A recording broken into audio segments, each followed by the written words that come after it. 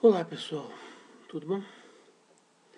Vocês estão com medo de uma nova guerra mundial? Então, é, vamos lá. O vídeo curto hoje. Primeira coisa que tem que ficar muito claro aqui. A Guerra Fria, que foi aquele, aquela partição do mundo em dois, depois da Segunda Guerra Mundial, o mundo ficou bipolarizado entre os Estados Unidos e a União Soviética. De certa maneira, ela não acabou com a queda do Muro de Berlim. Porque, ao contrário por exemplo, as pessoas dizem muito sobre o nazismo. O nazismo acabou quando Hitler perdeu a guerra. Todos os oficiais nazistas foram condenados, julgados, enfim. Alguns foram inocentados, mas a maioria foi condenada e tal. O comunismo soviético, ele nunca acabou. A União Soviética ela se abriu para o mundo através da perestroika, da glasnost, mas efetivamente ela não mudou em nada. É claro que ela tirou do subterrâneo aquilo que já existia. Ela sempre teve o empresariado, sempre houve empresários na União Soviética. É uma imbecilidade as pessoas acharem que no comunismo não há empresários, sempre há. Quando não são oficiais, são subterrâneos, mas são empresários. É muito simples você descobrir isso. A partir do momento que caiu o Muro de Berlim, que supostamente acabou o comunismo, no ano seguinte você tem lá uma dúzia de bilionários russos nas listas dos homens mais ricos do mundo. Como é que eles ficaram bilionários em um ano? É claro que eles não ficaram bilionários em um ano, eles já eram bilionários. Então, claro que era dono da companhia de petróleo, outro da companhia de eletricidade, outro da telefônica, outro de gás, enfim. Todos os negócios da Rússia, da União Soviética, eram monopolizados por empresários apadrinhados do Estado, vamos dizer assim. Então, na verdade, a Rússia, a União Soviética, que depois voltou a se dividir entre as repúblicas, né? As repúblicas passaram a ser independentes, continuou sendo uma, um país controlado pela KGB. É claro que a KGB mudou de nome, virou FSB, já mudou duas ou três vezes de nome, mas assim, a organização, os agentes permanecem os mesmos. E o Putin, para qualquer pessoa que assiste, que acompanha o noticiário internacional, sabe que o Putin ele não é um presidente da Rússia, ele é dono da Rússia. Ele está lá há muito tempo, ninguém tira o cara, ninguém faz nada que ele não queira. Ele é uma espécie de um ditador russo. E a Rússia já está começando, ela teve uma certa abertura, e agora ela já está começando a ter alguns resquícios, tá? Tá começando a voltar alguns processos da época do comunismo. Por exemplo, eu li recentemente, acho que ontem, que, por exemplo, aquela suposta seita, não sei se é seita ou se é uma religião, enfim, vou colocar como seita, testemunhas de Jeová estão sendo ameaçados de serem banidos da União Soviética. Por quê? Porque a União Soviética ela não tem ela não permite a livre manifestação das religiões. Ela permite o judaísmo, permite os muçulmanos, o islamismo, permite o budismo e permite a Igreja Ortodoxa Russa, que é a representante do cristianismo na Rússia.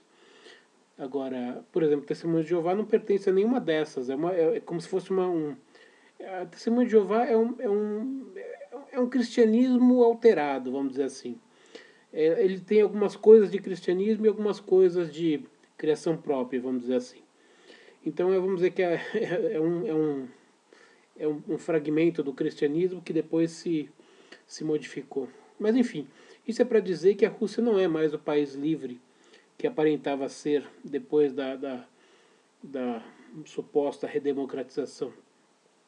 Então Putin ele era oficial sempre foi oficial da KGB e continua sendo, só que agora ele é presidente do país, ou ditador do país, seja o que for.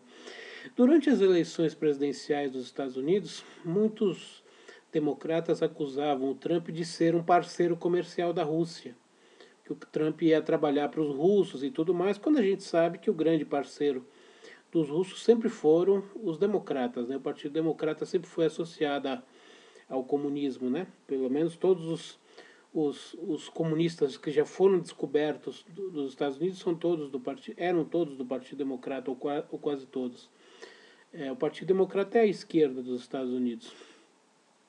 E esse ataque do Trump na Síria foi, na verdade, uma retaliação, né?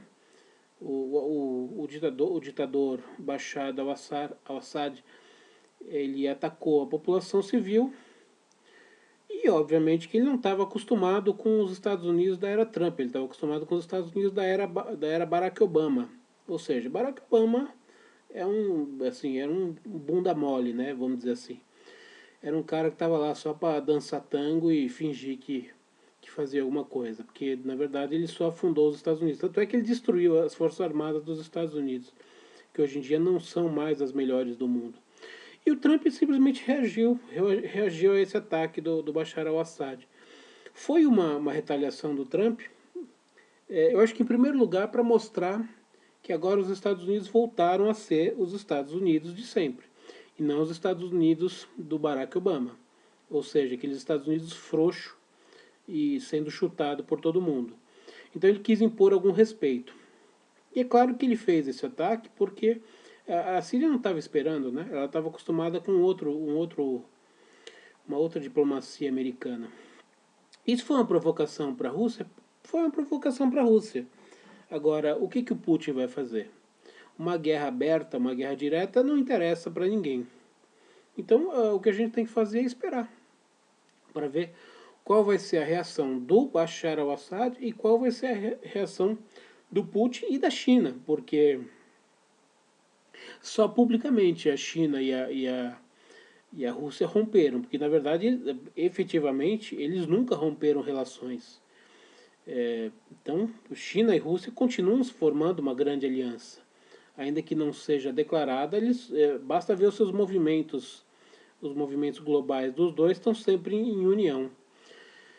Então a gente precisa ver o que vai acontecer agora. Se o Bashar al-Assad vai atacar os navios americanos, se a Rússia vai entrar, vai fazer alguma coisa, se ela vai fazer alguma declaração, que diabo que vai acontecer. Vamos ver o que vai acontecer, o que vai acontecer nas próximas horas, para saber o que vai acontecer. Não acredito em guerra direta. Não acredito que a guerra direta seja boa para ninguém. Agora, foi uma demonstração para o mundo de que agora os Estados Unidos têm um presidente que vai voltar a interferir no mundo. E o mundo não vai ser mais como estava sendo durante o governo Obama, fatiado entre o bloco russo-chinês e os muçulmanos, e o bloco islâmico. Agora os Estados Unidos também querem voltar a jogar esse jogo, querem voltar a participar dessa brincadeira. E parece que o Trump resolveu mostrar que vai participar e não está brincando. Então vamos ver o que vai acontecer nas próximas horas. Não acredito em guerra global, não acredito em nenhuma retaliação muito séria da Rússia. Eu acredito apenas que serviu como um aviso, sabe? Aquela história do... Meu pai contava uma história quando eu era criança, que tinha eu não vou reproduzir aqui, que é muito grande, mas em suma, você fica cutucando a pessoa, cutuca, 1 ano, 2 anos, 3 anos, aí chega uma hora que a pessoa dá um tapa na sua orelha. Por quê? Porque encheu o saco, sabe? Você provocou, uma hora o saco estourou, e é isso, tá certo? A minha luz está acabando, eu não tenho como melhorar, porque é uma luz Wi-Fi. Eu tenho que colocar de novo na tomada para ela voltar. Então, espero que dê para me ver, pelo menos no finalzinho do vídeo. Tá bom? É isso aí. Então, uma saudação e até a próxima.